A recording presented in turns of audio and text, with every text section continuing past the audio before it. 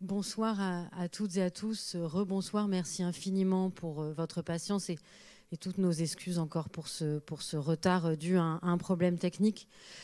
Nous sommes aujourd'hui le 7 novembre, personne ne l'ignore, cela fait un mois que la guerre en Israël a éclaté.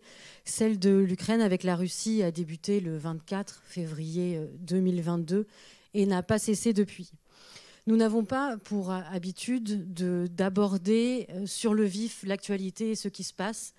Nous avons besoin de laisser le temps de l'émotion, le temps de la sidération. Nous parlerons de la guerre en Israël dans quelques mois. Nous y travaillons, nous y réfléchissons. Mais pour nous, c'est encore trop tôt. Et donc, c'est il y a 9 mois que nous avons commencé à réfléchir avec Stéphane Bou et Julia Christ de la revue K, ainsi qu'avec Lisa Wapner qui va animer cette rencontre et qui est rédactrice en chef de la revue À l'Armée. Et également, elle est aussi historienne et elle a écrit une thèse, mais alors je ne veux surtout pas me tromper pour ne pas la vexer, sur la migration juive de l'ex-Union soviétique en Allemagne entre 1920 et 2010. C'est ça? Non. Les sources sur Internet, il faut pacifier. C'était entre 1990 et 2010. Excusez-moi.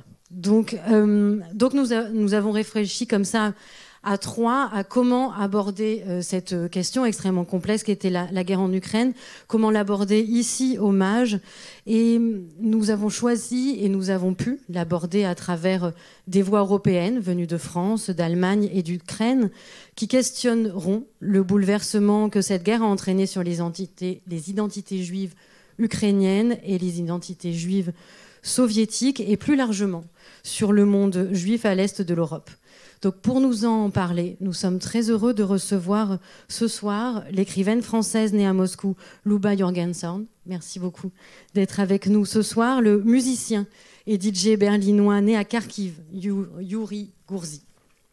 Et l'artiste ukrainien né à Odessa, Nikolai Karabinovitch. Ainsi que, vous ne le voyez pas mais il apparaîtra sur l'écran, le député européen allemand, né en Russie, Sergueï Lagodinsky. Merci infiniment à tous les trois d'avoir fait le déplacement jusqu'ici, jusqu'au MAJ. Alors cette rencontre n'aurait pas pu voir le jour sans le partenariat lumineux de la revue K, Les Juifs et l'Europe, dont Stéphane Bou, à mes côtés, est le rédacteur en chef, à qui je vais bientôt céder la parole, qui ne s'impatiente pas, et au soutien déterminant de la Fondation Heinrich Böll, sans qui cette rencontre n'aurait vraiment pas été possible. Donc nous tenons vraiment à les remercier ici ce soir. Donc, vous l'aurez compris, à cause de ces problèmes techniques, Nikolai Karabinovitch et Yuri Gourzy vont s'exprimer en ukrainien. Il nous a semblé important qu'ils parlent dans cette langue. Nous allons vous en parler de toute manière beaucoup plus en détail. Donc, vous avez tous pris les casques qui vous permettront, si vous mettez sur le canal 1, d'entendre la traduction en langue française.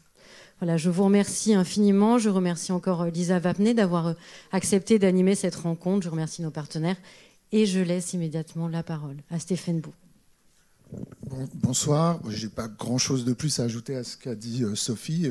Moi aussi, je voudrais me joindre à elle pour d'abord remercier le MAJ de nous accueillir, remercier la fondation Heinrich Böll, la fondation allemande qui est proche des Verts, du parti vert allemand, qui a rendu possible cette soirée.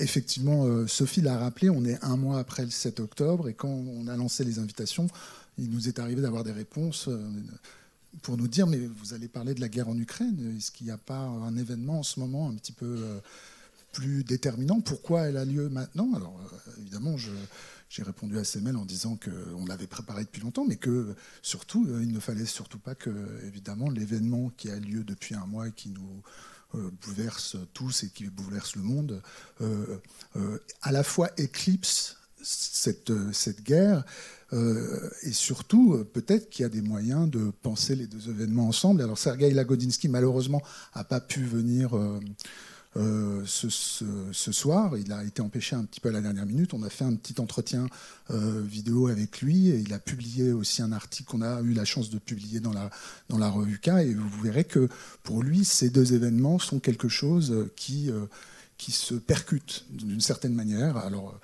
c'est difficile à probablement articuler, mais voilà, c'était important évidemment de maintenir évidemment cette soirée et de ne pas se laisser, comme le disait Sophie, déborder par l'émotion que nous avons depuis un mois. Pardon.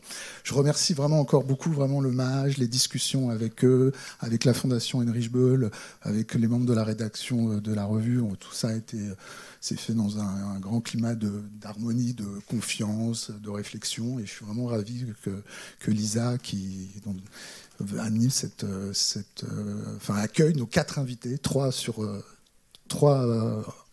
physiquement là, et puis un qui nous fera un coucou vidéo tout à l'heure. Voilà. Merci beaucoup.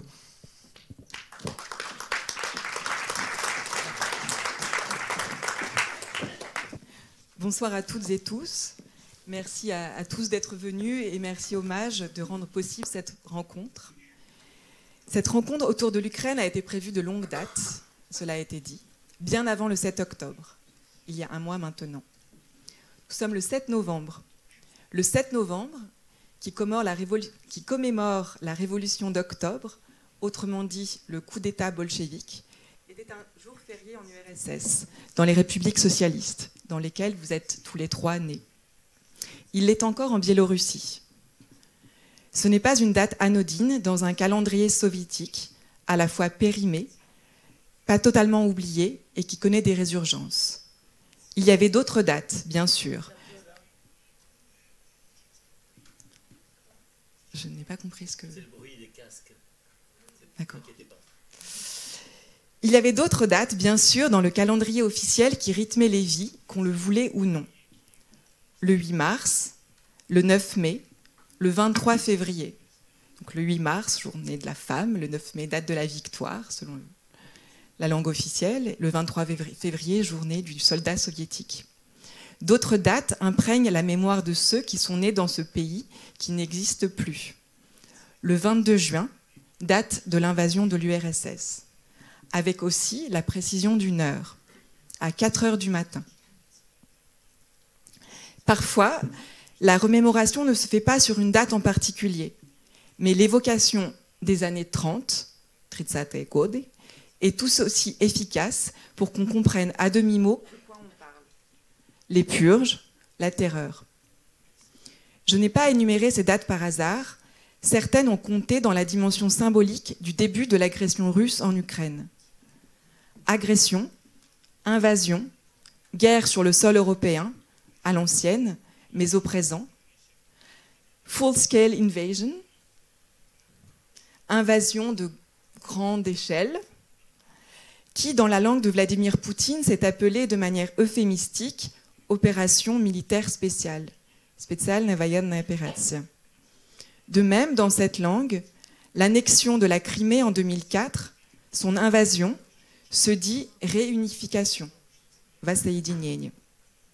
Cette novlangue, appelant à dénazifier l'Ukraine, a été l'une des armes idéologiques du régime poutinien. Mais le russe a été pour les juifs du RSS la langue d'expression majoritaire dans la seconde moitié du XXe siècle.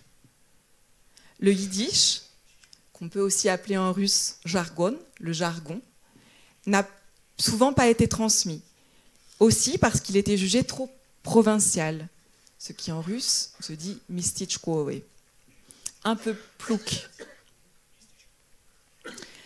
La langue russe que vous parlez tous les 3, je crois et je suis même à peu près sûre que c'est votre langue maternelle, est devenue un instrument idéologique, comme l'a été la langue allemande qu'a décrypté Victor Klemperer dans son livre sur la langue du Troisième Reich. Et il est possible que si cette rencontre s'était tenue il y a 10 ans, vous auriez, tous les 3, répondu en russe plutôt qu'en ukrainien. Seulement, 2014, puis février 2022, ont bouleversé, transformé aussi le rapport aux langues et aux cultures. Il a aussi transformé votre rapport à vos pays de naissance et villes de naissance respectifs. Moscou, pour vous, Lyuba, d'où vous avez immigré en 1975, où vous êtes retourné depuis 1988 et où vous avez décidé de ne plus aller depuis 2018. Odessa, pour vous, Nikolai Karabinovitch, que vous n'avez pas revu depuis février 2022. Et Kharkiv, pour vous, Yuri Bourgi. Yuri, vous êtes né à Kharkiv, d'où vous avez immigré avec vos parents en 1995, en tant que réfugié du contingent. Réfugié du contingent, ce qui veut dire, en quelque sorte, migrant juif. Vous vous définissez comme berlinois. Vous êtes musicien, un musicien prolifique. Vous avez travaillé dans de très nombreux collectifs. Je me permets en particulier de citer un de vos disques collectifs, qui n'est pas vraiment une comédie musicale parce qu'elle n'est pas drôle, mais ça ressemble à une comédie musicale, qui s'appelle Les Désorientalistes, qui est un disque polyglotte sur un homme aux multiples visages et identités. Essad B, Kurban Saïd, né Liev Nussenbaum, qui est probablement un manifeste pour une identité, c'est formidable, une identité plurielle, non réductible à une seule identité. Dans un des textes que vous avez écrit pour le Tagesspiegel, donc en allemand, pour lequel vous tenez une chronique sur l'Ukraine en guerre, vous vous interrogiez sur votre maison, sur où serait cette maison, puisque vous êtes un émigrant, mais vous n'êtes pas un exilé. Et depuis le 24 février 2022, vous n'avez cessé de retourner en Ukraine, et en particulier dans votre ville de naissance, pour organiser de l'aide, pour travailler avec des collectifs de musiciens ukrainiens, ainsi que pour enregistrer de la musique ou faire des tournées. Ma première question porte justement sur votre ville, sur Kharkiv. À quoi ressemble Kharkiv, telle que vous l'avez vue la dernière fois et telle qu'elle a été transformée depuis le 24 février 2022?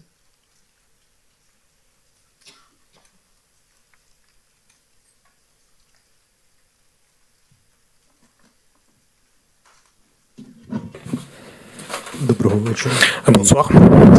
Merci beaucoup pour votre invitation et pour cette question.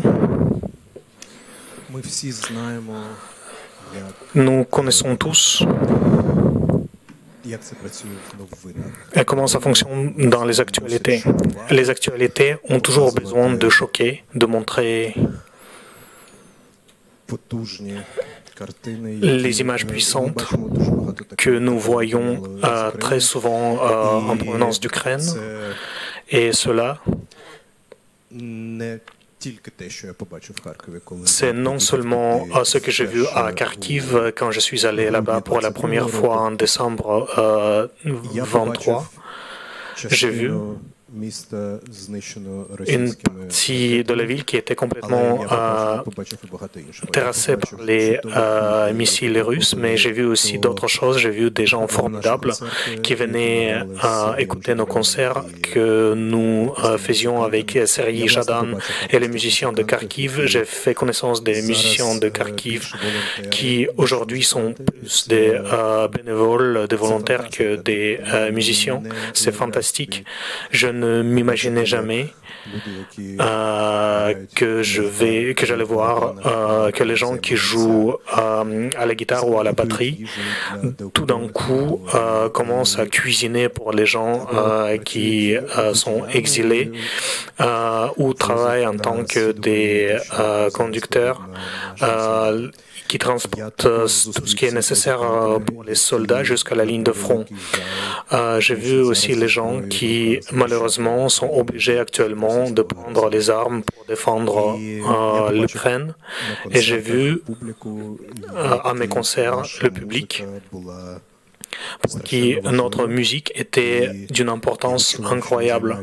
Et je sentais que je faisais non seulement le entertainment, mais j'ai sur l'échange des énergies et que la musique est devenue une forme de thérapie. Et pour moi, c'est un grand honneur de donner ces concerts en Ukraine. Je viens de revenir. Il y a 2 semaines, j'étais à Kharkiv et à Odessa.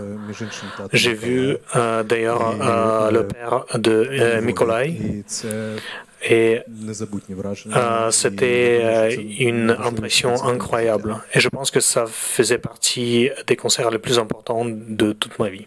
Vous avez justement écrit sur Odessa.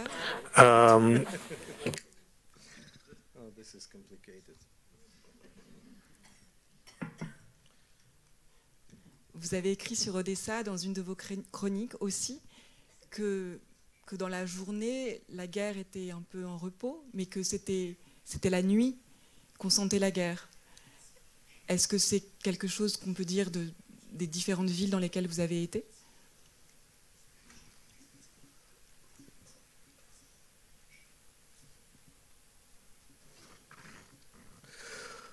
Одеса, в якій я був до цього моєго повернення, звісно, не знала війни. Bien sûr, on ne connaissait pas de guerre, ni le jour ni la nuit. C'est une autre dimension, une dimension nouvelle. Et lorsqu'on se promène dans les rues d'Odessa, on peut voir les drapeaux français, les drapeaux ukrainiens, on peut entendre la langue ukrainienne.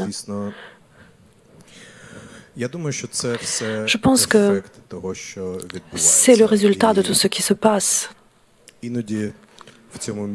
Parfois,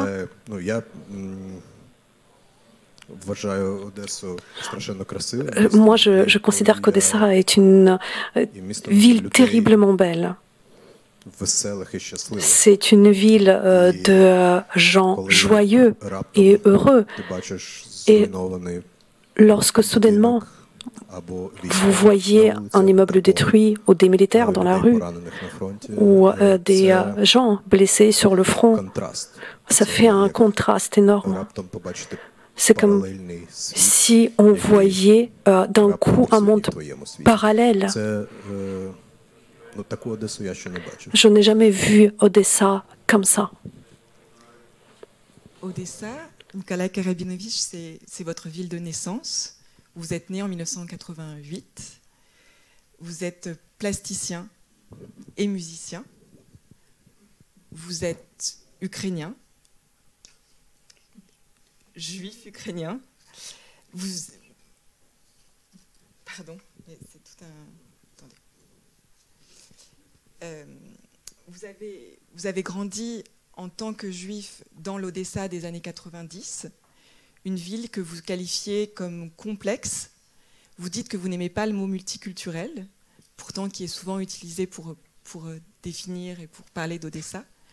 Est-ce que vous pouvez parler de ce que représente Odessa à des gens qui ont comme image d'Odessa probablement celle qu'ils ont vue dans des films d'Eisenstein ou qui ont lu les récits de Babel?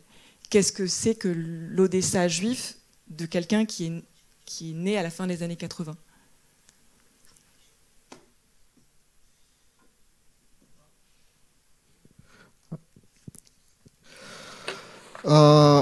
C'est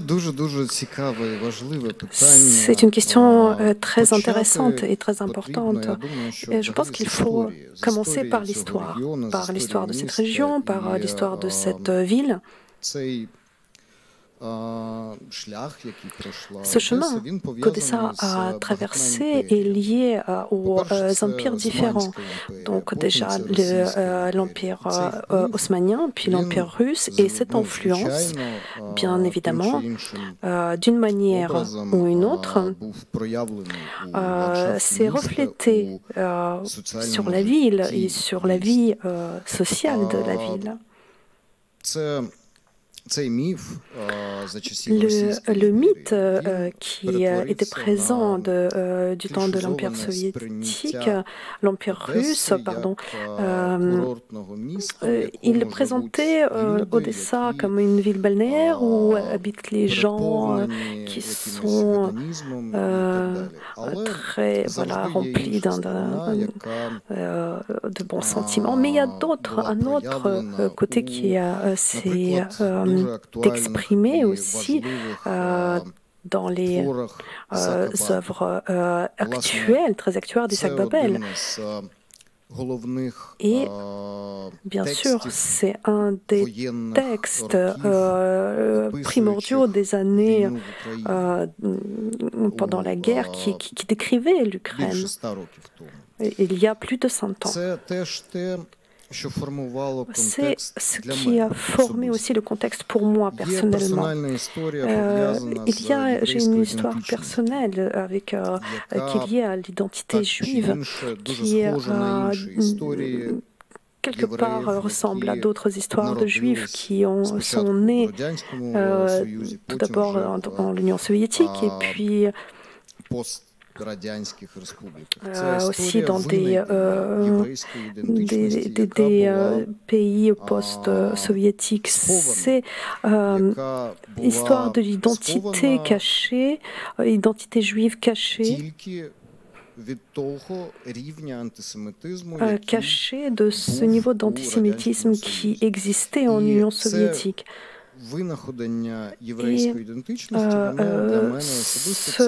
Cette redécouverte de l'identité juive, ça tombait sur les années 80, justement, pendant les années 90, pardon. Il y a beaucoup de... je peux raconter beaucoup de choses intéressantes sur le sujet. Et justement, cette identité juive, il vaut mieux l'étudier avec les textes de Babel, par exemple. Et comment la mémoire de cette ville façonne encore votre travail? Je crois que vous travaillez sur la mémoire historique de la ville d'Odessa dans votre travail de plasticien. Est-ce que vous pouvez un peu expliquer votre démarche? En tant qu'artiste, je fais de l'art contemporain. Et la question de commémoration, de la transformation de l'identité, la question de l'histoire, c'est le plus important, le sujet le plus important avec lequel je travaille. Donc, je travaille sur des histoires personnelles, la déconstruction de narratifs de propagande qui existaient encore du temps de l'Empire russe et puis qui se sont transformés en narratifs soviétiques. Et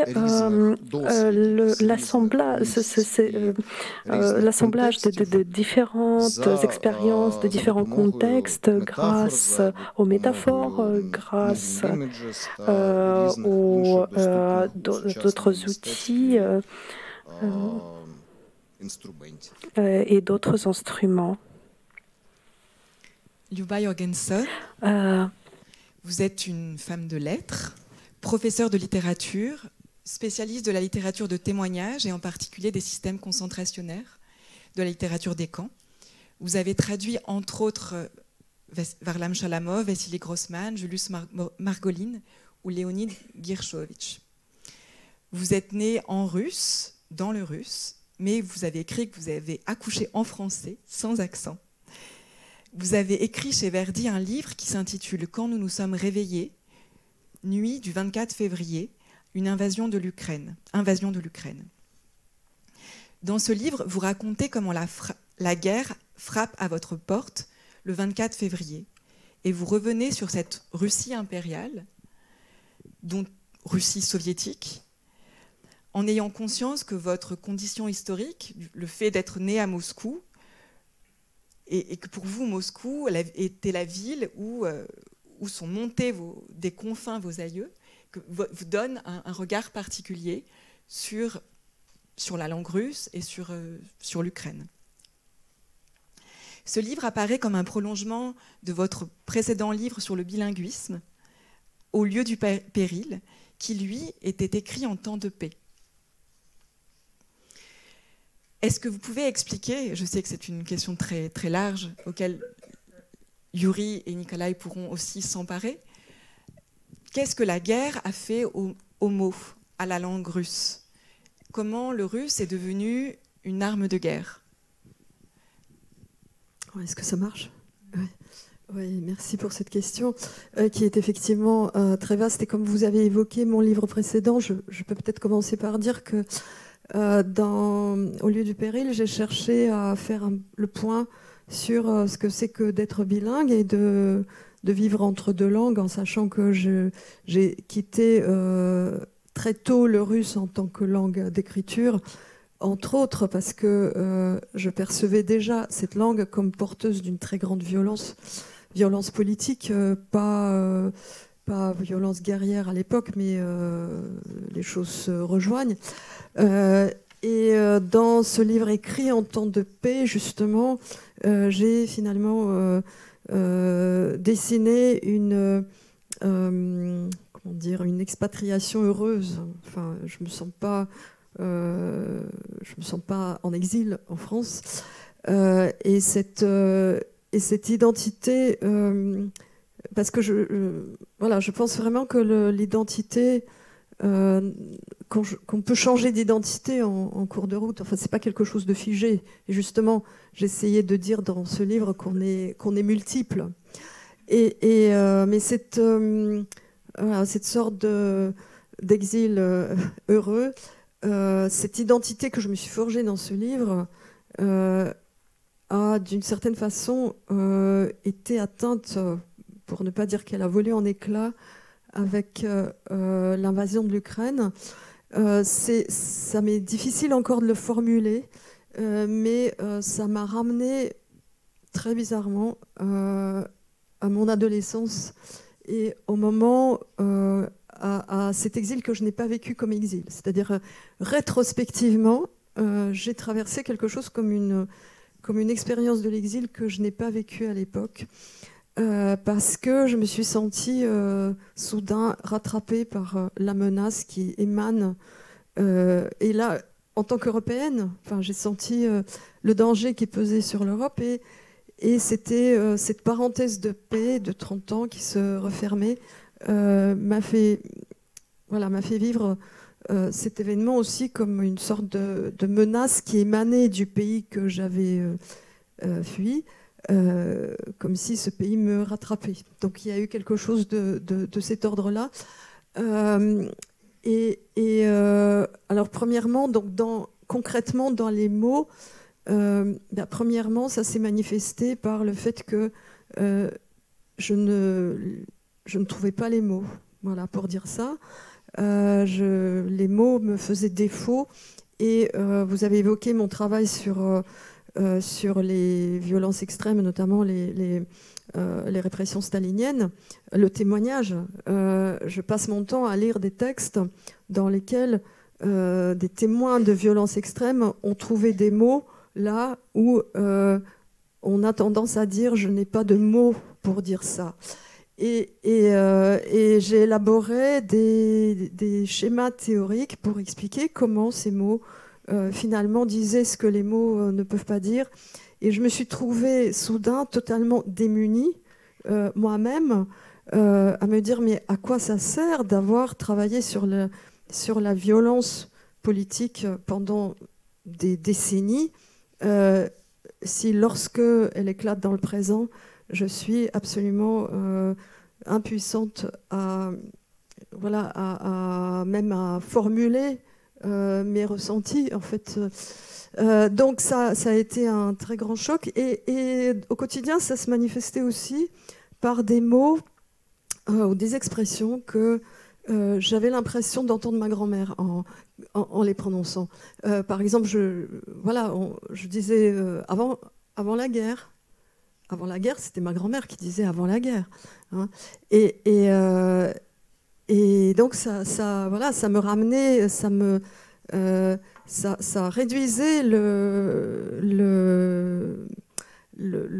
l'espace entre les générations. Enfin, moi, je suis née 13 ans après la fin de la Seconde Guerre mondiale. J'avais déjà l'impression, sa présence était tellement forte dans les récits autour de moi que moi j'avais l'impression d'être née au lendemain de la guerre. Et donc j'ai jamais décollé en fait vraiment de la génération précédente. Et la façon dont le discours sur la Seconde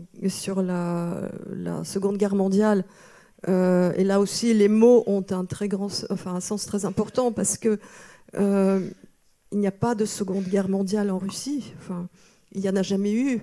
Et tant qu'on parlera de la Grande Guerre patriotique, il est certain qu'on ne vit pas dans le même monde. Mais là, le discours sur la Grande Guerre patriotique est devenu un discours meurtrier. On se sert de cette référence à la Grande Guerre patriotique pour détruire l'Ukraine. Et voilà. Et donc, l'instrumentalisation des mots par le régime russe, qui n'a pas commencé en février, en fait, 2022, qui était déjà là avant, et c'est pour ça que j'ai arrêté d'aller dans ce pays à partir de 2018. Je ne m'y sentais plus du tout en sécurité. Voilà, entre les mots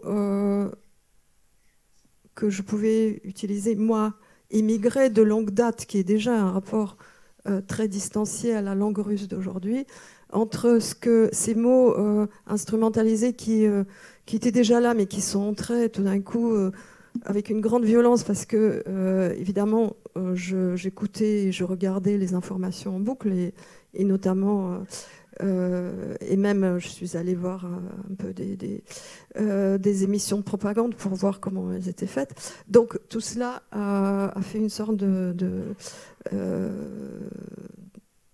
d'effraction dans la langue.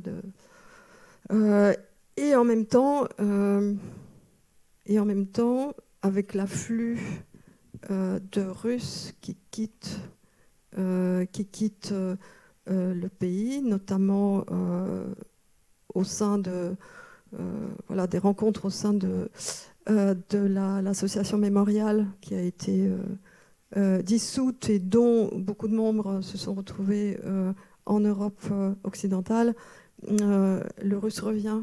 Je le parle de plus en plus. Donc c'est une situation un peu paradoxale et schizophrénique. Yuri, vous, quel est votre rapport, vous qui avez, en tant que migrant, vous avez acquis une langue qui est l'allemand, et là, vous êtes dans un processus, je ne sais pas si ce terme est adéquat, de décolonisation ou de dérussification, mais vous êtes dans un rapport avec la langue lié à la guerre, d'une certaine distanciation, ou comment vous vivez cette schizophrénie linguistique ? Si je puisse me permettre de dire que vous avez une schizophrénie linguistique.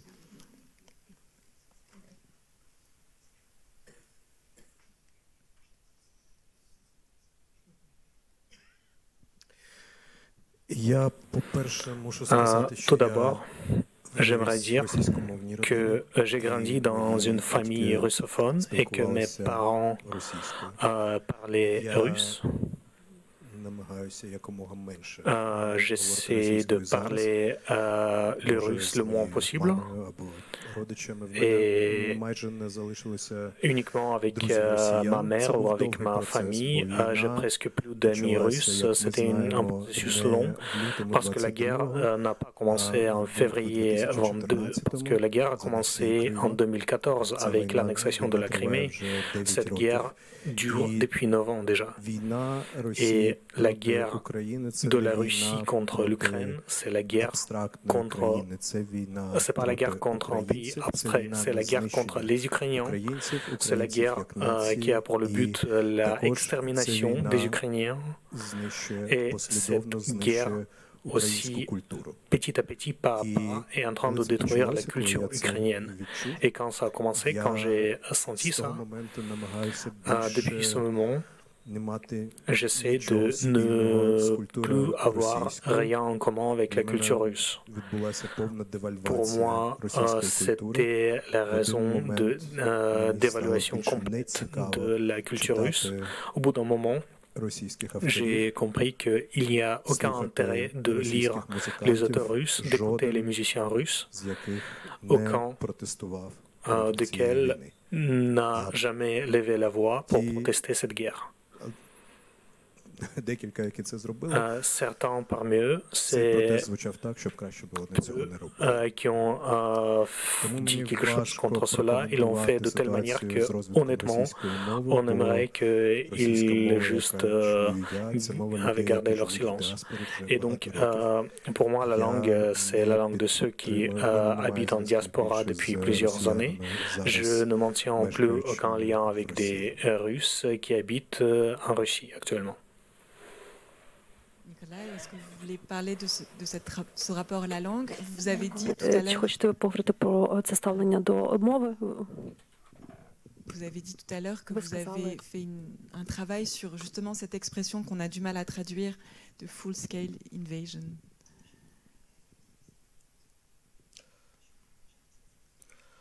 Ну, по-перше, дуже багато цікавих речей прозвучало, які ну, якось звертають мою увагу, які дуже цікаво розгледіти, тому що c'est très intéressant de voir ça, parce que de regarder en détail, parce que nous essayons de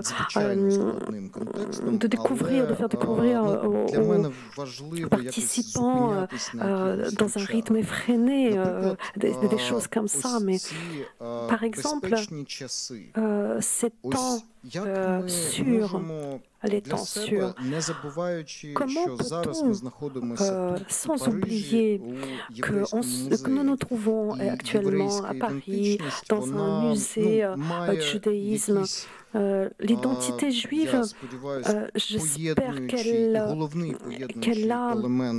des éléments qui nous ressemblent tous.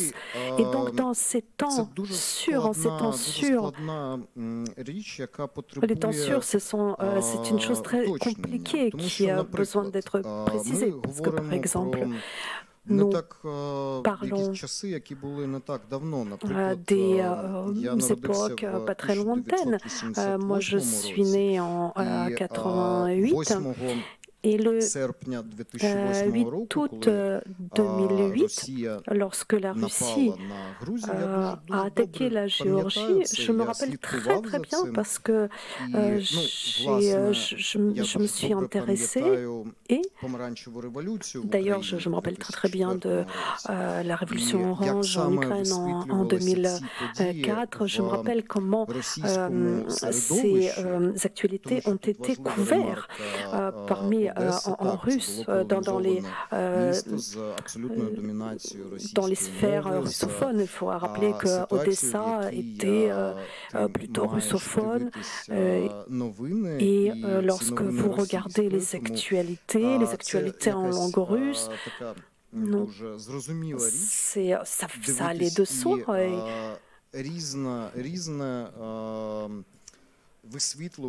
Et donc forcément, il y avait une couverture de ces événements qui était très différente. Est-ce qu'il y avait des temps sûrs? Est-ce que l'époque était sûre en 2008? C'est une question. Donc la question aussi de la langue et de la distance sont essentielles. Pour moi, c'est une question d'identité. Si il n'y a pas de mots, à vrai dire, beaucoup de mes amis, mes collègues, des personnes proches ukrainiens, ils avaient beaucoup de mots. Et justement, ce sentiment que vous pouvez dire beaucoup de choses, c'est très important parce que ces gens-là avaient des témoignages de ce qui se passait. Et ce processus, lorsque ces témoignages sont devenus compréhensibles, et on commençait à avoir une plateforme pour être entendu. Ça, c'est un processus très important parce que ça n'existait pas en 2014. Je crois qu'on va écouter la vidéo de Sergueï Lagodinsky qui a été enregistrée il y a quelques jours à Strasbourg, au Parlement européen. Sergueï Lagodinsky, cela a été dit, est un député européen. Il est né à Astrakhan, en Russie soviétique. lui aussi a émigré en Allemagne en tant que réfugié du contingent, migrant juif.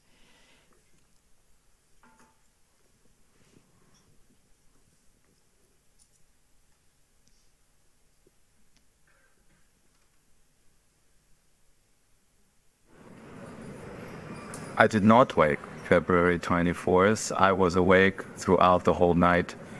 I was a member of the Interparliamentary Conference of the European Union in Paris. And in fact, the whole night I was witnessing through the English, German and Russian-speaking media what was going on, and it was immediately clear to me, this is the end of the world, and this is the end of the continent as we had known it before.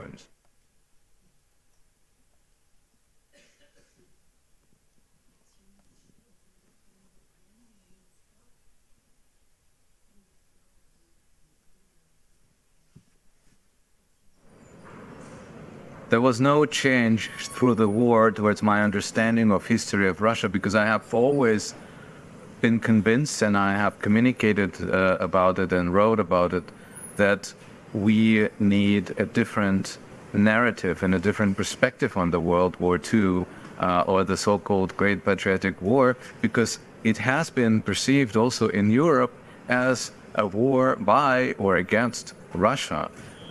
Which is not the case. We know that this was a multinational state, and that Ukraine was just as much a victim and a target of this war, and actually a much larger victim during the war and occupation than many other Soviet republics, including Russian Federation. So from that perspective, I have always looked at it with a lot of skeptical view, and of course I have witnessed, precisely because I know Russian and because I followed the propaganda in the Russian Federation, how this history had been instrumentalized for years during the Putin time. So from that perspective, what I have been seeing now is a logical consequence of this remodeling of narratives, of this propaganda and instrumentalization of history that I have been witnessing for the past 20 years in the Russian Federation. And yes, my relationship to Russian is one of my tongues, one of my languages in which I operate on a daily basis, has become more ambivalent. I am very hesitant to speak in Russian and to address in Russian our Ukrainian friends and partners, and I always ask for permission to start speaking Russian with them, even if they are Russian speakers themselves. I think this is the least that we can do now to address the issues of feeling and being a target of this extermination war that the Russian Federation is conducting against Ukraine.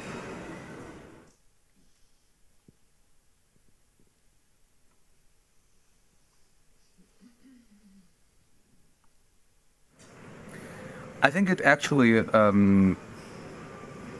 has reminded me of the fact that I have long forgotten that my identity in the Soviet Union and in the Russian Federation was never a Russian identity. It was always a Jewish identity. I have become Russian, or der Russe in German, actually after I have immigrated to Germany. This is how the German society called us. This is what the German society made out of me. But my family history is clearly more Ukrainian than Russian, because half of my ancestors came from Odessa and the other half came from Kherson, and I could have been just one of Ukrainian Jews who would be bombed and persecuted now by the Russian aggression. From that perspective, this war has reminded to me about the complexities of our identity, and this is not black and white, and if anything, I felt more strongly aligned and in solidarity with the Jewish community in Ukraine, because, of course, it is very difficult to accept perspectives and narratives of many pro-Moscow Jewish Russians who are also part of the propaganda machinery, many of them, but not all of them.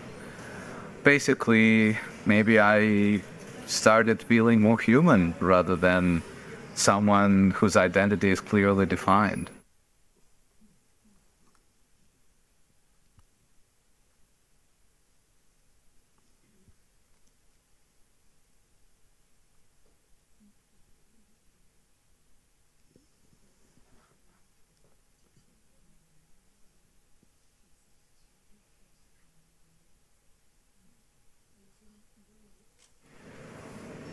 For me, the most important point is that we as Europeans, regardless of our origin, have responsibility vis-à-vis Ukraine. And this responsibility is, of course, informed also by our global and personal histories. In Germany, as a German parliamentarian, for me it is important that we are reminded and we remind ourselves about the crimes of Germans that happened on Ukrainian soil. Many of those crimes were against Ukrainians, but also even more of them were against Ukrainian Jews. As someone who is Jewish, I of course feel reminded about our lessons from history, and I was one of the first voices in the German political debate who called Russian situation in Russia a fascist type of state, who talked about the war of extermination vis-à-vis Ukraine, and who is convinced that certain elements of this war are genocidal. And I think this is also informed by my personal background, being Jewish. And of course, as someone who speaks Russian, my perspective is much more clear than for many others who get the war through translation, get the propaganda through translation. I get it much more immediately. And that's why my antennas, my radar is much faster. I can explain to people, or I can alert people to things that are more kind of my gut feeling and that warn me much faster through the style of what is being said, through the context of what is being said. This is lost very often through translation into other languages. So all of those different boxes of my identity contribute to a very specific and a very clear solidarity sense towards the Ukrainian people.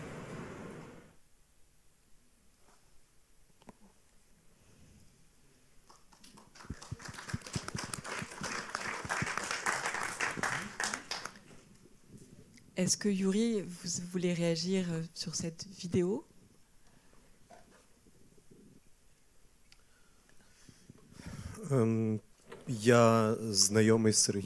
Je connais Sergueï depuis de nombreuses années.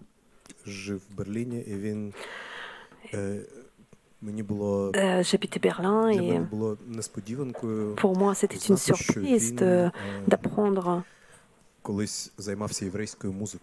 que dans le temps, il s'intéressait à la musique juive. Et justement, je l'ai interviewé pour mon livre qui est sorti cette année sur la musique juive des 30 dernières années en Allemagne.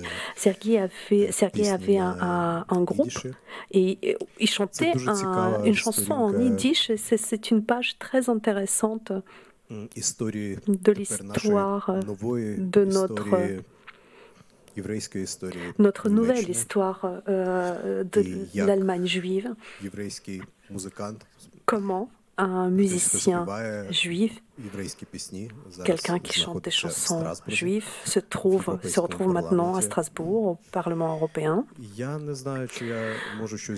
ne sais pas si je peux rajouter quelque chose aux paroles de Sergueï, à part le fait que j'ai entendu de la part de ces rares amis qui sont restés dans mon champ. Ils ont des pensées semblables Voilà, tous ces amis qui sont nés en Russie, qui ont grandi.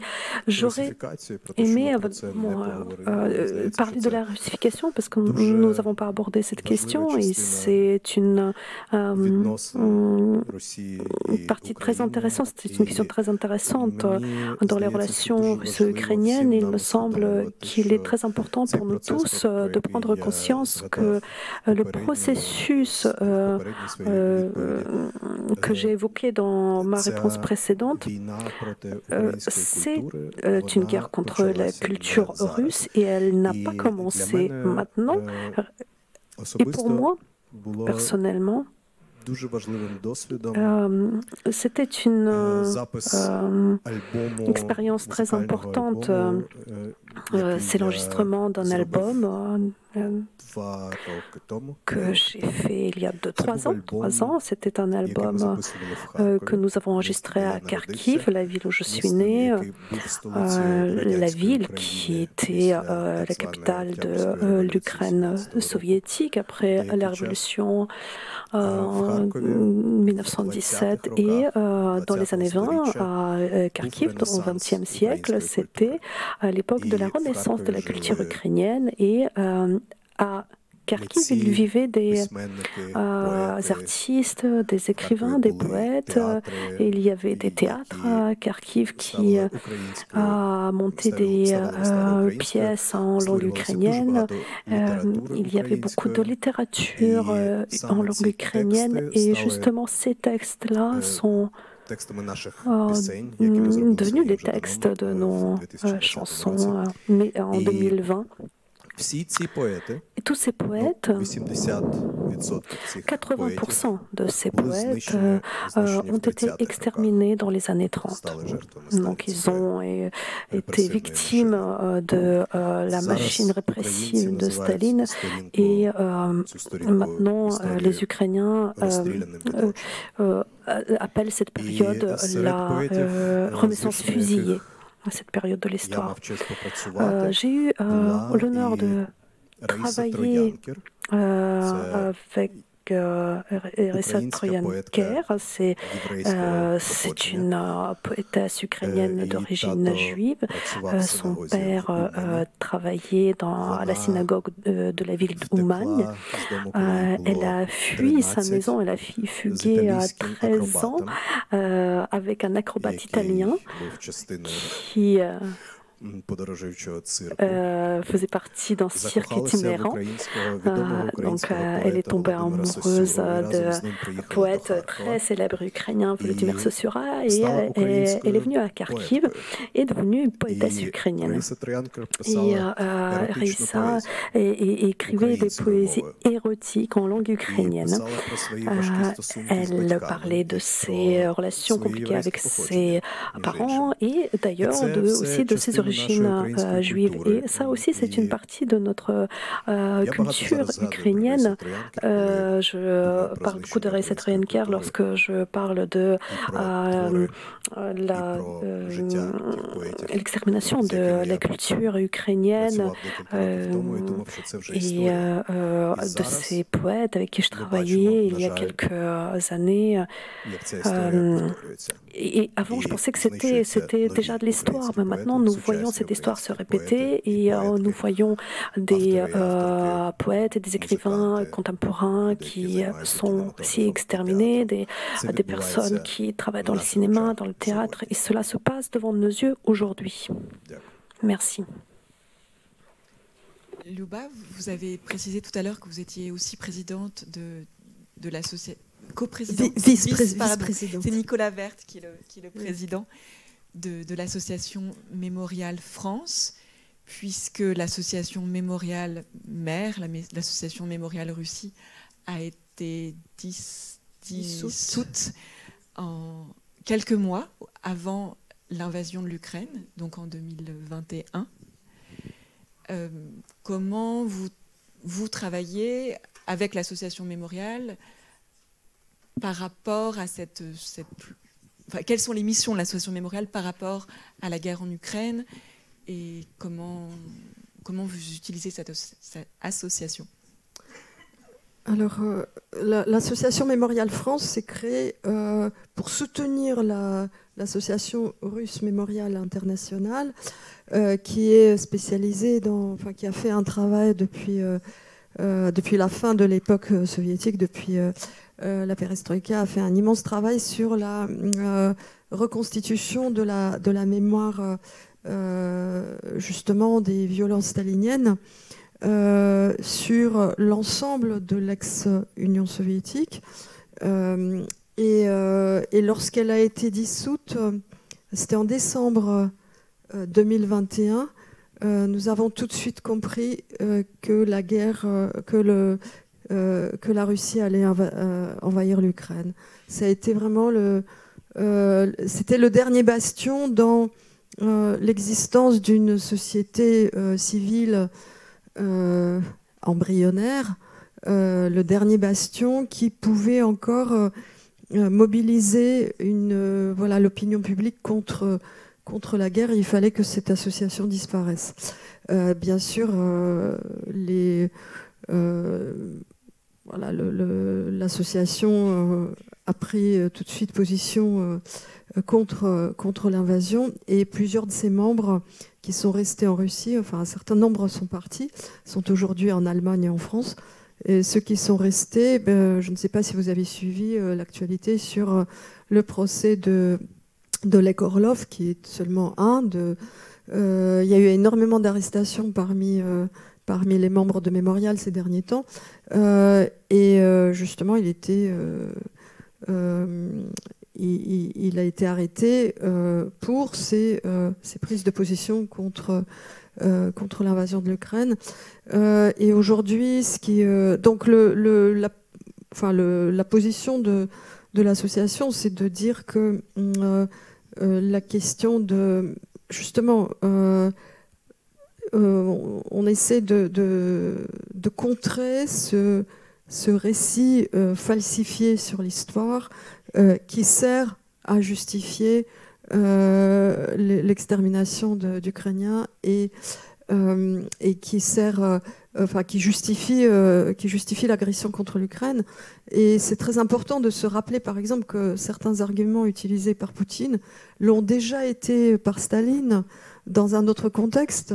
Lorsque Staline et Hitler ont dépecé la Pologne, le porte-parole soviétique Molotov a dit à la radio que la Pologne était un État inexistant, enfin que c'était l'enfant monstrueux du traité de Versailles, et ça a permis d'envoyer dans les camps un grand nombre de Polonais et aussi de Juifs polonais, surtout, c'est ce que raconte Julius Margolin, de Juifs polonais qui fuyaient l'Allemagne nazie sous prétexte qu'ils appartenaient à un État inexistant. Donc on a entendu, après l'invasion de l'Ukraine, enfin après le 22 février, on a entendu que l'Ukraine était un État factice, que c'était un État fabriqué par Lénine, que la nation ukrainienne n'existe pas. Il y a cette volonté véritable et c'est peut-être là qu'on peut, enfin je ne suis pas juriste, mais je pense que là on peut voir une volonté effectivement génocidaire dans la destruction même de la nation ukrainienne, de l'identité ukrainienne et de la culture matérielle ukrainienne que nous voyons détruite sous nos yeux. Donc au sein de Mémorial, la déconstruction de ces stéréotypes qui sont recyclés depuis la période soviétique, un petit peu habillés parfois de mots plus actuels, c'est quelque chose d'extrêmement important. Et justement, en décembre, nous prévoyons par exemple maintenant une série de tables rondes qui se tiendront à Varsovie, à Paris, et puis une dans l'espace virtuel, précisément sur la mémoire, sur l'Empire, et sur le rapport notamment des dissidences soviétiques à la question impériale, par exemple. C'est-à-dire que il y a une branche ukrainienne de Mémorial, mais je crois que la situation, pour répondre vraiment à cette question, la situation fait que probablement le travail de Mémorial se concentre davantage sur la question des violences soviétiques dans en Ukraine et dans d'autres espaces non russes de l'ex-Union. Dans votre livre, vous rappelez la proximité de Babi Yar et de la forêt de Bukovnia comme un tout qui pourrait peut-être ne pas totalement s'opposer dans les mémoires. Puisqu'il me semble qu'en France, on sait à peu près qu'il y a eu Babi Yar, mais on connaît moins ce lieu de mémoire qui est Bukovnia. On connaît de manière générale beaucoup moins les lieux de la violence soviétique que ceux de la violence nazie, alors que parfois ils voisinent effectivement. Et ils se superposent. Ils se superposent. C'est ce que Timothy Snyder a appelé les terres de sang. On retrouve ces palimpsestes de violence. Mais ce qui caractérise aussi ces lieux, notamment Bukovnia, c'est que c'est un site d'inhumation de victimes ukrainiennes de la Grande Terreur, qui a été, pendant une partie de la période soviétique, qualifié par l'État comme un lieu d'inhumation de victimes du nazisme.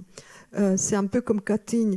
Et on assiste de nouveau aujourd'hui à ce genre de requalification où les autorités tentent de faire passer des charniers de la Grande Terreur pour des charniers de soldats de cette fameuse Grande Guerre patriotique.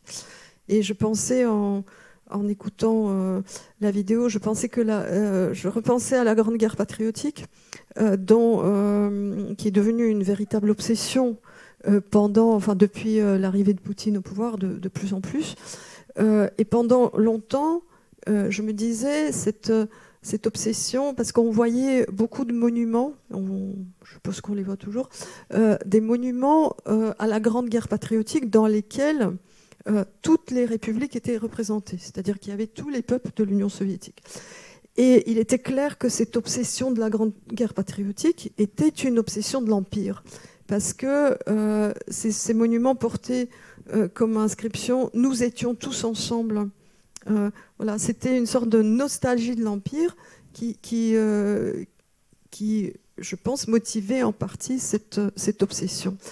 Et aujourd'hui, ça fait un moment déjà, que cette nostalgie de l'Empire s'est transformée en agression, en volonté de détruire ceux qui sont sortis de l'Empire, et notamment l'Ukraine. C'est-à-dire la violence impériale, elle a pris une autre forme. Elle s'est d'abord drapée dans les habits de la nostalgie, apparemment anodine, et en fait derrière cette nostalgie, il y avait déjà une volonté de violence. Je vais rebondir sur cette question de la nostalgie dans vos pratiques artistiques de musiciens et d'artistes, puisque c'est aussi une matière vivante par le yiddish ou la vie du shtetl ou de la province juive. Comment vous pensez ça en temps de guerre? Comment vous réussissez à vous approprier cette nostalgie tout en vous en distanciant? Et la question vaut aussi pour Yurgi dans sa quête qu'il a menée en Allemagne d'une musique juive, d'un son juif. Et qu'est-ce que ce serait cette musique juive ukrainienne contemporaine en temps de guerre, puis peut-être quelques années plus tard en temps de paix. C'est une question plus compliquée. Nikolai. Et peut-être commencer par, est-ce que vous pouvez décrire cette image qui est la vôtre, qui est juste là, derrière vous?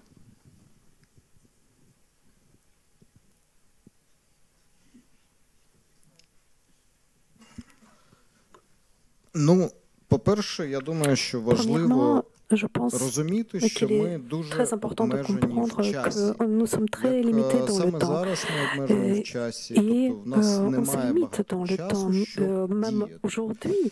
Et nous n'avons pas beaucoup de temps pour agir. Et ces limitations dans le temps,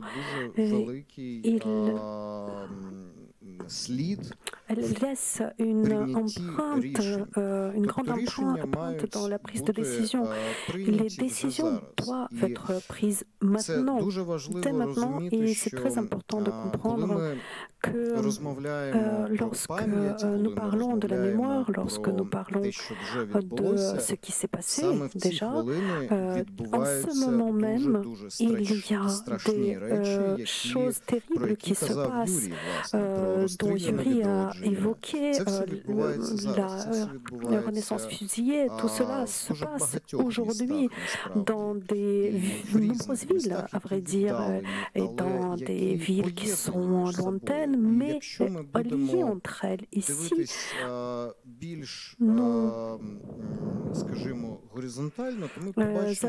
si nous regardons de manière horizontale, nous voyons les liens, nous pouvons voir les liens dans les pratiques artistiques. Par exemple, j'essaie d'exploiter cela et c'est très important d'illustrer cela. Donc, c'est possible d'illustrer avec des choses qui n'ont pas de lien à première vue entre elles. Par exemple, les drones iraniens qui ont été assemblés par les mêmes mains en Iran, mais ils atterrissent dans des villes très différentes. Et ils se retrouvent, alors si ça tombe en Odessa ou à Israël, ça il faut l'étudier. Et une autre chose qui est très importante à dire, à mon avis, c'est bien évidemment cette question du temps limité que nous avons. Nous devons comprendre qu'il y a une frontière au-delà de laquelle nous ne pouvons plus continuer à faire ou à essayer de faire selon les méthodes que nous employions auparavant. C'est très important. Il faut reconnaître les erreurs. C'est essentiel. C'est important de comprendre que la société, la plus grande partie de la société en Russie, nous pouvons voir par exemple ce qui s'est passé à Daghestan, à Makhatchkala, et ces images sont liées avec les années 90, avec le fait que la société n'a pas pu manifester, résister. Et pour la France, le mot résistance est très important. Dans d'autres contextes, dans le contexte de l'identité juive, ce mot résistance doit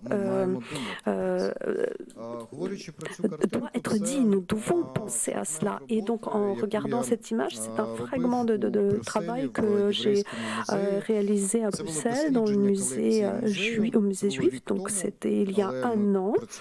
Nous avons commencé à travailler sur cette exposition avant même l'invasion à grande échelle en Ukraine et même avant le Covid. Donc,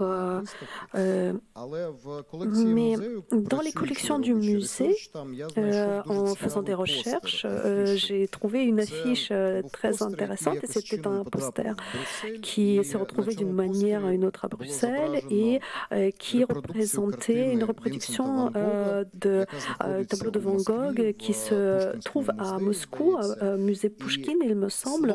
Et donc le slogan qui était en dessous, donc on voit sur le tableau donc les gens qui font une ronde dans une cour de prison et c'était écrit en anglais. Donc cette légende.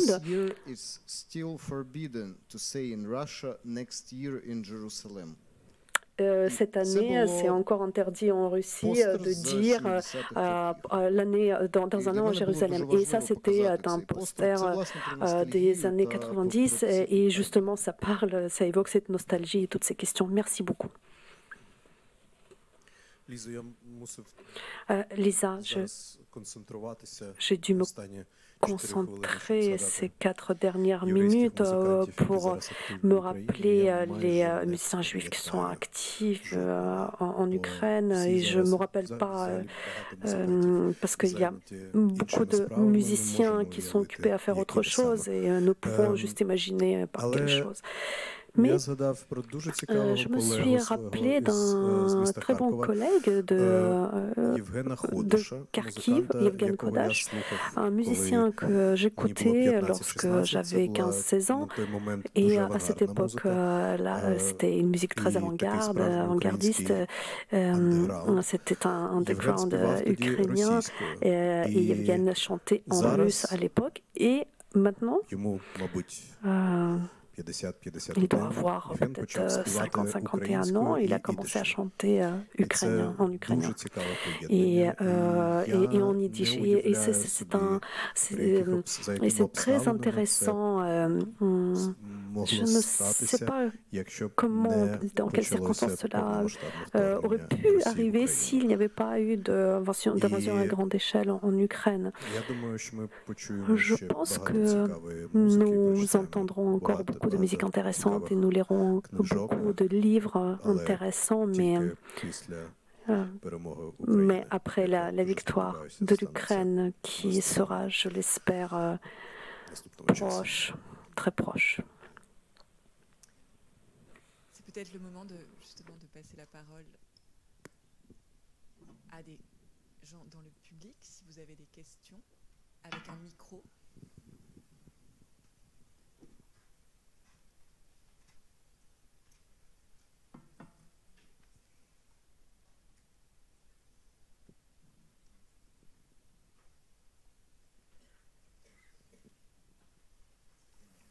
Bonsoir.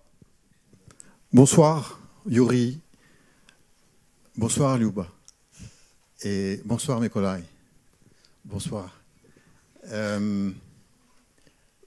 Vous nous avez parlé des ravages de la russification.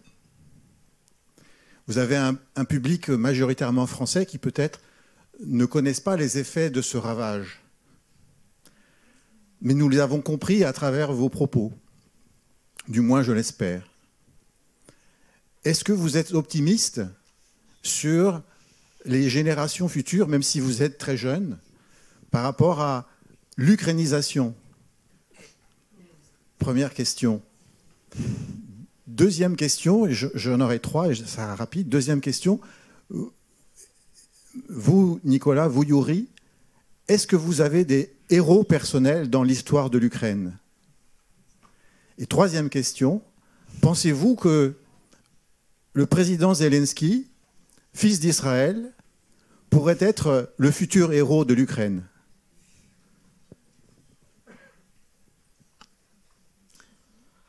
Je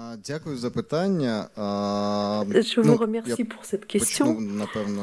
Je vais peut-être commencer par la première. Un des résultats de la russification de l'Ukraine, et c'est très paradoxal, actuellement, maintenant, dans ce moment historique, la langue russe, c'est le seul endroit où on peut parler russe, c'est l'Ukraine, et ça c'est l'issue de la russification. Donc par rapport aux héros, c'est une question très très intéressante.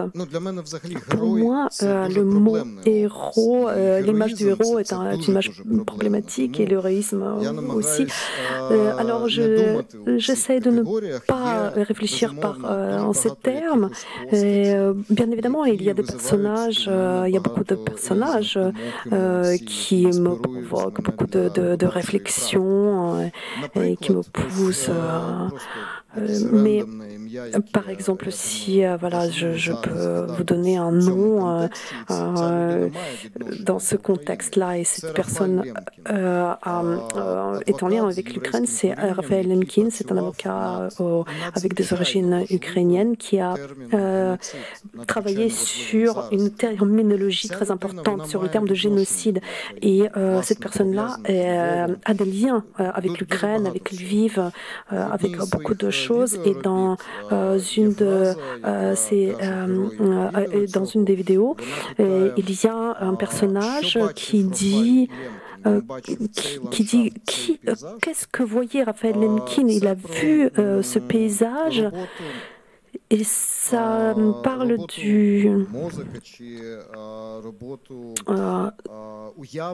c'est le travail de la musique, de l'imagination qui ne sont pas liés avec un contexte, parce qu'il a commencé à justement travailler sur le terme de génocide encore avant, en s'appuyant surtout sur les expériences grecques et arméniennes. Donc ça n'avait pas de lien avec cet événement-là. Mais pour moi, c'est un de ces héros. Concernant le président Volodymyr Zelensky, ça aussi c'est une question très intéressante parce qu'à vrai dire, je ne me rappelle pas qu'il s'identifie en tant que fils du peuple d'Israël. Et ça, c'est une question très intéressante, je pense. C'est une des conséquences aussi peut-être de la russification, parce qu'elle vient du centre de l'Ukraine, d'une issu d'une famille d'intelligentsia type soviétique. Merci. Je vois et j'entends maintenant beaucoup de nouvelles voix très intéressantes en littérature, en musique et au théâtre. Je vois aussi que depuis ces dernières 2 ans, plusieurs ouvrages réalisés par ces artistes sont traduits en d'autres langues européennes. Je pense que si vous ne connaissez pas encore ces noms, vous allez découvrir ces auteurs prochainement. En ce qui concerne mes héros, je suis né en 1975, j'ai grandi en URSS, je suis allergique aux mots héros. Évidemment, il y a des gens que j'admire et évidemment, il y a des gens qui sont issus d'Ukraine, même notamment les juifs ukrainiens, par exemple. Une personne que j'admire et je suis allé visiter le musée de son nom. C'est un fils de maire qui est de Kharkiv et maire de Odessa, Serge Gainsbourg. C'est un des musiciens les plus intéressant que je découvre sans cesse depuis des décennies. Et en ce qui concerne Zelensky, évidemment, il a pris sa place dans l'histoire, mais je ne pense pas qu'il sera mon héros personnel. Merci. Moi, je voudrais juste parler de mon ahurissement, du fait qu'on parle beaucoup des liens entre juifs et ukrainiens, apparemment idylliques, mais on ne parle pas du tout de ce qui s'est passé aux générations précédentes, où les Ukrainiens se sont montrés particulièrement antisémites, notamment pendant ce qu'on appelle ici la Seconde Guerre mondiale. J'aimerais bien savoir ce que vous en pensez, vous. Oui.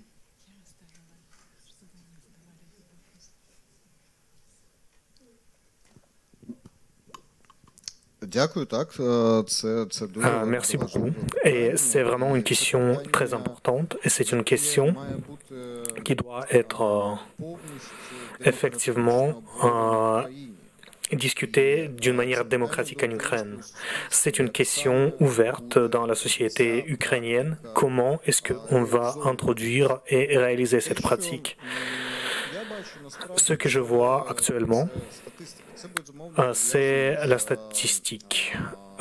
c'est lié certainement avec le pouvoir en place en Ukraine avant 2014. Et si on regarde les statistiques, on voit les mêmes tendances que nous voyons en Europe de l'Ouest.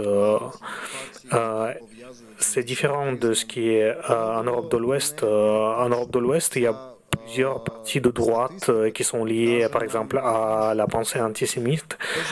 Nous voyons qu'en Ukraine, la situation était bien différente, même opposée. Évidemment, nous devons parler non seulement de la Deuxième Guerre mondiale, mais aussi de bien d'autres choses. Par exemple, Bogdan Khmelnytsky. Par exemple, le billet de banque de 5 hryvnia avec le portrait de Bogdan Khmelnytsky. Et c'est un sujet très important.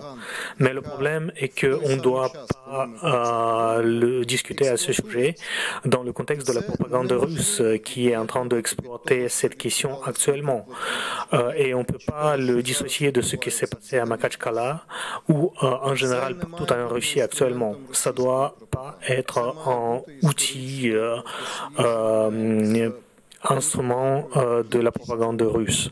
Ça doit être une discussion bien illuminée avec une grande quantité des experts venus de plusieurs pays, d'Israël, d'Allemagne. Et j'espère que la société ukrainienne avance dans ce sens-là et j'espère que ce travail continue même malgré la guerre et j'espère que la société avance dans cette direction-là. J'espère que ce progrès ne va pas s'arrêter. Vous savez, il y a 3 ans, si je ne me trompe pas, je faisais partie d'un projet très intéressant qui était réalisé par l'équipe de producteurs londoniens. C'était une équipe qui composait aussi, qui participait à Mariana Sadowska, une chanteuse ukrainienne magnifique qui habite en Allemagne, à Cologne, et aussi une chanteuse et cantrice qui habite en Allemagne, et moi aussi. C'était le projet qui s'appelait Les chansons de Babin Yar. C'était une tentative de parler des sujets très compliqués et entre autres la question de collaborationnisme ukrainien. Nous avons fait des productions à Londres, à Berlin et à Kiev. Et après chaque spectacle, nous avons parlé avec le public. Et à Kiev, c'était en décembre 2021 et c'était une discussion avec le public qui durait 2h30. Et je dois vous dire que c'était très très intéressant car presque chaque personne parmi le public voulait nous poser des questions ou partager quelque chose de son propre expérience ou de l'expérience de sa famille. Et là, j'ai compris que l'Ukraine s'intéresse pour cette expérience difficile et que l'Ukraine est prête à des discussions compliquées. Et je pense qu'en ce moment, j'ai senti que nous avons fait quelque chose de très important et que nous avons lancé un processus qui est toujours en cours.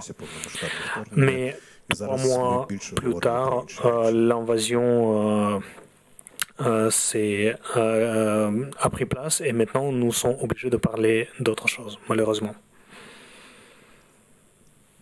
Oui, je voudrais ajouter, parce que bon, mes interlocuteurs ont déjà beaucoup répondu à la question, mais je voudrais ajouter, bon, effectivement, c'est une question importante, et ce qui est important, c'est de continuer, bien sûr, à étudier la question de la Shoah en Ukraine et la part de la collaboration ukrainienne, qu'il ne faut pas non plus isoler comme phénomène, parce que la collaboration a eu lieu partout.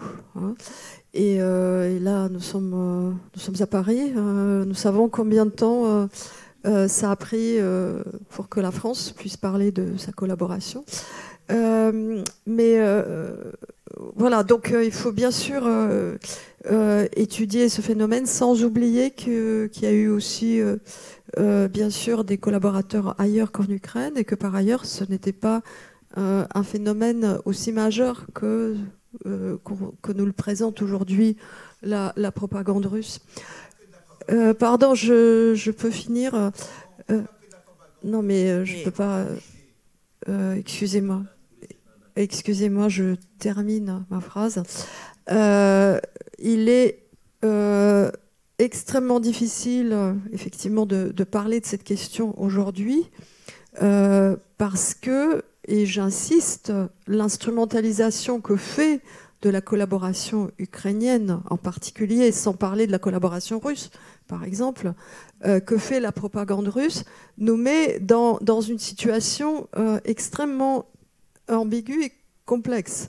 Rappelons-nous comment les nazis ont identifié des crimes commis par l'Union soviétique. Ils disaient la vérité. Hein.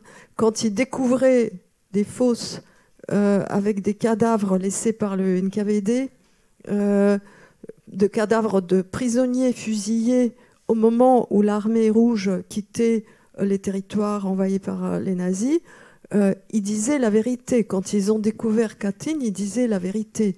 Mais la vérité dite par Goebbels, et voilà, qu'est-ce qu'on en fait, hein? C'est-à-dire la propagande dit parfois la vérité. Mais cette vérité, ensuite, il faut faire la part des choses, il faut la contextualiser, il faut parfois la déconstruire, parce que quand c'est dit par la propagande russe, ce n'est pas la vérité, parce que tout dépend par qui c'est dit. Voilà, et donc il faut que nous déconstruisions le contexte dans lequel ces vérités sont jetées aujourd'hui pour justifier l'invasion de l'Ukraine. Bah, imaginez qu'aujourd'hui on envahisse l'Allemagne, voilà, en disant l'Allemagne a commis suffisamment de crimes, hein, dire bien plus que l'Ukraine. Donc, parce qu'après tout, s'il y a eu collaboration, ce ne sont pas les Ukrainiens qui ont organisé la Shoah, on est bien d'accord. Voilà, donc c'est contre ces arguments qu'il faut que nous gardions toute notre lucidité, tout en continuant bien sûr à réfléchir sur la Shoah et la collaboration, pas seulement ukrainienne, mais de tous les pays qui se sont trouvés dans la zone d'occupation allemande. Oui. Je ne sais pas s'il marche. Dziękuję à tout le monde d'avoir été ici. Moi, je suis allée 3 fois en Ukraine depuis le début de la guerre. La dernière fois, je suis allée délibérément pour les fêtes, pour Rosh Hashanah à Kiev, parce que je suis liée aux études juives, enfin l'Institut des études juives ukrainiennes. Et je crois qu'il y a beaucoup de liens à construire avec nous tous, enfin les personnes ici et les chercheurs avec ce groupe-là. Alors, ce que vous n'avez pas dit et ce qui m'a fasciné, moi, c'est la construction de l'identité juive ukrainienne aujourd'hui. Parce que je regardais la synagogue, les gens qui s'occupent de synagogue, c'est Chabad. Il n'y a que les Lubavitch. Et moi, je suis arrivée, c'est très compliqué d'aller en Ukraine, enfin, la frontière et tout le reste. Et il y avait tous les pèlerins ultra, les Lubavitch à côté syriens, qui allaient à Ouman. Et l'image qu'ont les Ukrainiens, je crois, c'est uniquement des Juifs à papillotes. De l'autre côté, il y a quelques intellectuels qui essaient de réfléchir à ce que c'est. Et ensuite, il y a les born again Juifs. Qu'est-ce que ça veut dire? Dans la synagogue, on voit des gens, je ne sais pas moi, disons qu'ils ont vécu à l'époque soviétique. Souvent, ils ont été circoncis à 20, 30, 40 ans. Donc, ils ont tout à apprendre. Mais alors, qu'est-ce qu'ils apprennent? C'est parce qu'il y a une certaine censure. quelqu'un a parlé de Khmelnytsky. Vous savez qui c'est Khmelnytsky? Khmelnytsky, c'est celui qui a organisé, enfin, c'était un cosaque, c'est une partie de l'histoire extrêmement importante. Ça a été, c'est catalogué au nom des Khurban, très, très grave, une extermination de la communauté juive à la fin du XVIIe siècle. C'est un héros. Qu'est-ce qu'on fait? Alors, il faut quelque part négocier la place des Juifs dans l'histoire ukrainienne. Maintenant, c'est à négocier, à faire avec des artistes et des gens qui réfléchissent. Il y a tout un institut à Kiev avec qui on peut travailler, parce qu'il faut remettre les choses à la place. Ensuite, je vais ajouter quelque chose. Ensuite, on passera à les dernières questions. D'accord. Donc, j'étais à Vinitsa. Pour ceux que ça intéresse, je peux en parler après. J'étais à Vinitsa et j'ai fait un cours, et je continue à faire cours, à l'université en exil de Donetsk. Bon, c'est de la sociologie. Moi, je travaille sur la guerre.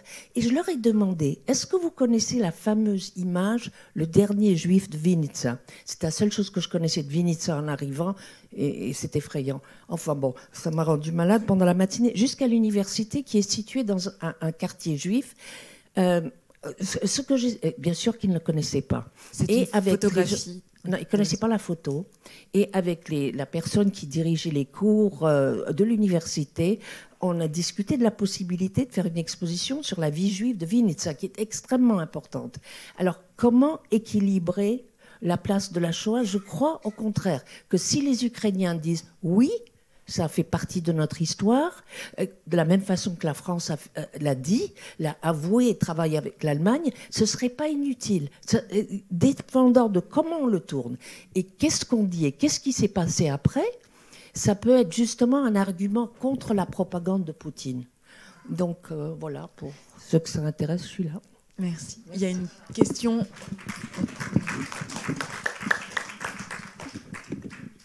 Il y a une question au premier rang.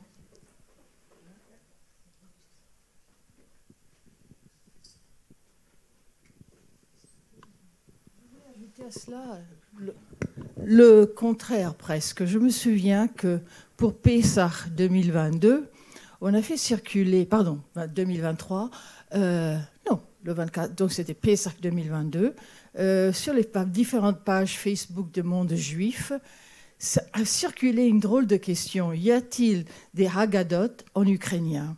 Quand j'ai lu cela, j'ai dit, mais ça n'a aucun sens de voir imaginer une Haggadah en ukrainien. Puisque la langue était soit l'hébreu, peut-être le yiddish, et certainement le russe, même par rapport. Et je me suis dit à moi-même, nous sommes donc en avril 2022, je parie qu'il y aura une Haggadah en ukrainien pour avril 2023. Chose faite.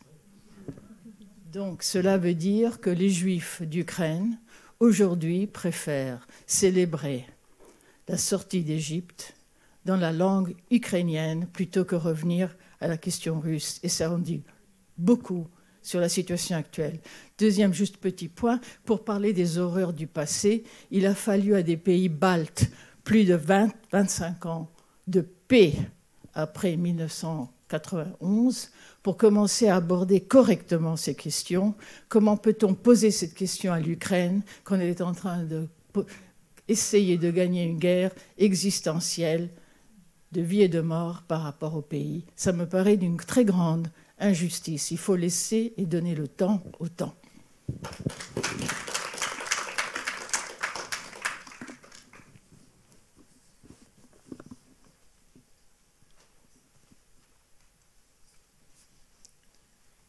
Il me semble qu'on peut... Est-ce que vous voulez ajouter quelque chose? On peut peut-être conclure cette...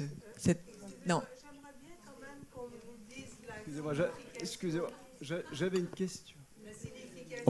On peut poser une question? Une dernière question? Une dernière question, permettez. Alors, voilà, je comprends tout à fait votre rejet de la langue russe et du danger de la russification que vous avez évoqué.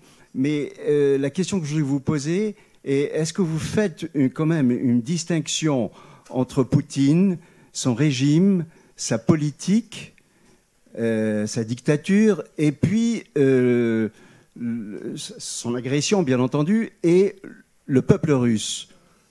le peuple russe, avec sa culture, sa langue, etc. Donc, quelle est votre position par rapport à ça, ou est-ce que vous rejetez globalement tout ça? Que Yuri a répondu déjà à cette question tout à l'heure. J'aimerais qu'il la reprécise. La culture russe, c'est une arme de Poutine en Ukraine actuellement. Actuellement, ce n'est pas Poutine qui fait la guerre en Ukraine. Ceux qui violent et qui tuent les Ukrainiens, ce n'est pas Poutine. En Ukraine, c'est le peuple russe qui extermine notre peuple. Poutine n'a pas visité l'Ukraine ces 9 dernières années. Et ce qui se passe, tout ce qui se passe est fait par les mains du peuple russe, par les Russes qui soutiennent Poutine, comme nous le savons tous. Et ces statistiques, je pense que tout le monde les a vues. Sur les territoires occupés par la Russie, en Ukraine, en premier lieu, on détruit les livres en langue ukrainienne, des manuels en ukrainien dans les écoles. La langue ukrainienne est interdite. Et sur les territoires occupés, les enfants sont obligés d'apprendre le russe au lieu d'apprendre l'ukrainien.